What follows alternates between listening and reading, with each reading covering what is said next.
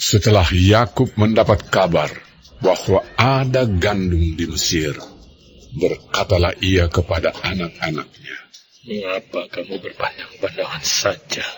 Lagi katanya, "Telah kudengar bahwa ada gandum di Mesir. Pergilah ke sana dan belilah gandum di sana untuk kita, supaya kita tetap hidup dan jangan mati."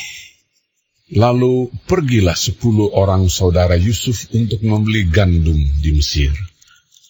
Tetapi Yakub tidak membiarkan Benyamin, adik Yusuf, pergi bersama-sama dengan saudara-saudaranya, sebab pikirnya, jangan-jangan ia ditimpa kecelakaan nanti. Jadi di antara orang yang datang membeli gandum, terdapatlah juga anak-anak Israel, sebab ada kelaparan di tanah Kanaan.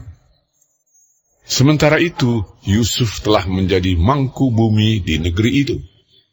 Dialah yang menjual gandum kepada seluruh rakyat negeri itu.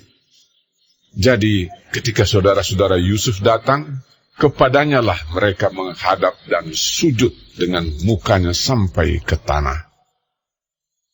Ketika Yusuf melihat saudara-saudaranya, segeralah mereka dikenalnya. Tetapi ia berlaku seolah-olah ia seorang asing kepada mereka. Ia menegur mereka dengan membentak, katanya, "Dari mana kamu?" Jawab mereka, "Dari tanah Kanaan, untuk membeli bahan makanan." Memang Yusuf mengenal saudara-saudaranya itu, tetapi dia tidak dikenal mereka. Lalu teringatlah Yusuf akan mimpi-mimpinya tentang mereka. Berkatalah ia kepada mereka, "Kamu ini pengintai. Kamu datang untuk melihat-lihat di mana negeri ini tidak dijaga." Tetapi jawab mereka, "Tidak, Tuanku. Hanyalah untuk membeli bahan makanan. Hamba-hambamu ini datang." "Kami ini sekalian anak dari satu ayah. Kami ini orang jujur. Hamba-hambamu ini bukanlah pengintai." Tetapi ia berkata kepada mereka, "Tidak. Kamu datang untuk melihat-lihat di mana negeri ini tidak dijaga." Lalu jawab mereka, "Hamba-hambamu ini 12 orang.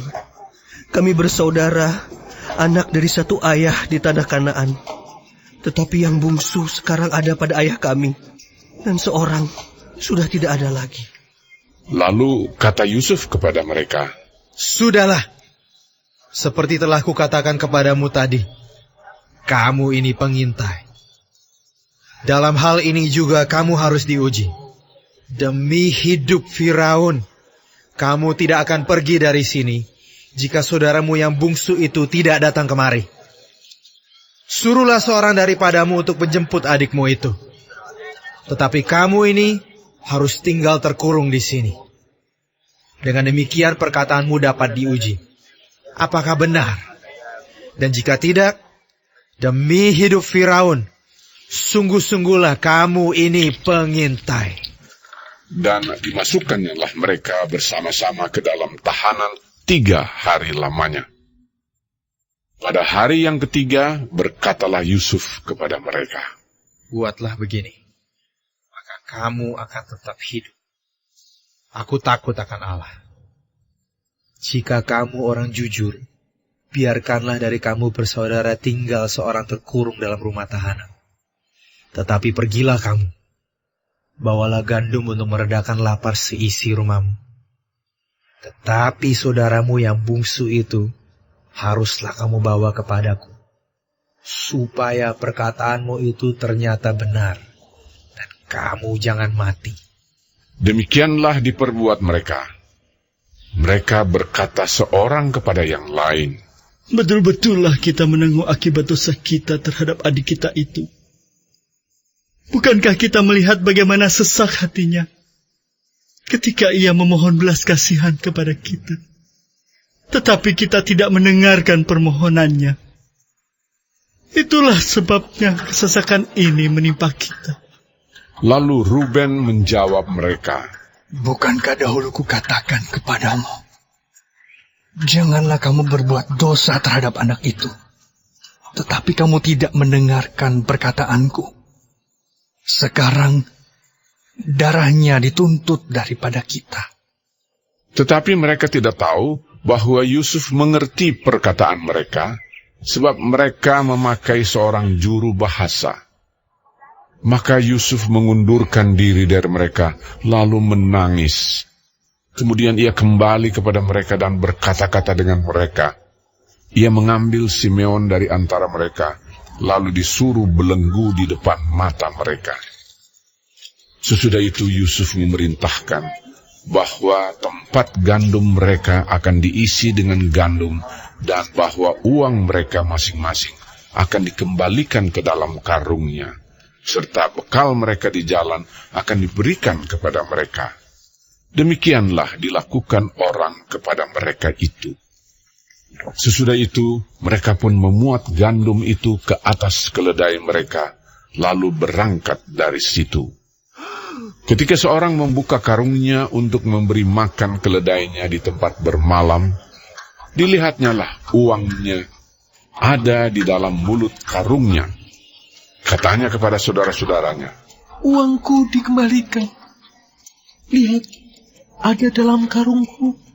Lalu hati mereka menjadi tawar, dan mereka berpandang-pandangan dengan gemetar, serta berkata, Apakah juga yang diperbuat Allah terhadap kita?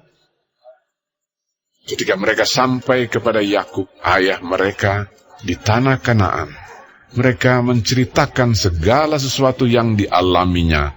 Katanya, Orang itu, yakni yang menjadi tuan atas negeri itu, telah menegur kami dengan membentak dan memperlakukan kami sebagai pengintai negeri itu. Tapi kata kami kepadanya, kami orang jujur, kami bukan pengintai. Kami 12 orang bersaudara. Anak-anak ayah kami, seorang sudah tidak ada lagi, dan yang bungsu ada sekarang pada ayah kami di tanah Kanaan. Lalu kata orang itu, yakni yang menjadi tuan atas negeri itu kepada kami, dari hal ini aku akan tahu bahwa kamu orang jujur. Dari kamu bersaudara, haruslah kamu tinggalkan seorang padaku.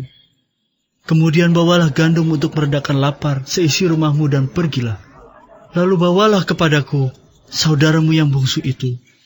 Maka aku akan tahu bahwa kamu bukan pengintai, tetapi orang jujur. Dan aku akan membalikan saudaramu itu kepadamu. Dan bolehlah kamu menjalani negeri ini dengan bebas. ketika mereka mengosongkan karungnya, tampaklah ada pundi-pundi uang masing-masing dalam karungnya. Dan ketika mereka beserta ayah mereka melihat pundi-pundi uang itu, ketakutanlah mereka. Dan Yakub, ayah mereka, berkata kepadanya, Kamu membuat aku kehilangan anak-anakku. Yusuf tidak ada lagi, dan Simeon tidak ada lagi. Sekarang Benyamin pun hendak kamu bawa juga. Aku inilah yang menanggung segala-galanya itu. Lalu berkatalah Ruben kepada ayahnya, Kedua anakku laki-laki boleh engkau bunuh, jika ia tidak kubawa kepadamu. Serahkanlah dia ke dalam tanganku, maka dia akan kubawa kembali kepadamu. tetapi jawabnya, Anakku itu tidak akan pergi ke sana bersama-sama dengan kamu. Sebab kakaknya telah mati, dan hanya dialah yang tinggal. Jika dia ditimpa kecelakaan di jalan yang akan kamu tempuh, maka tentulah kamu akan menyebabkan aku yang ubanan ini turun ke dunia orang mati karena duka cita.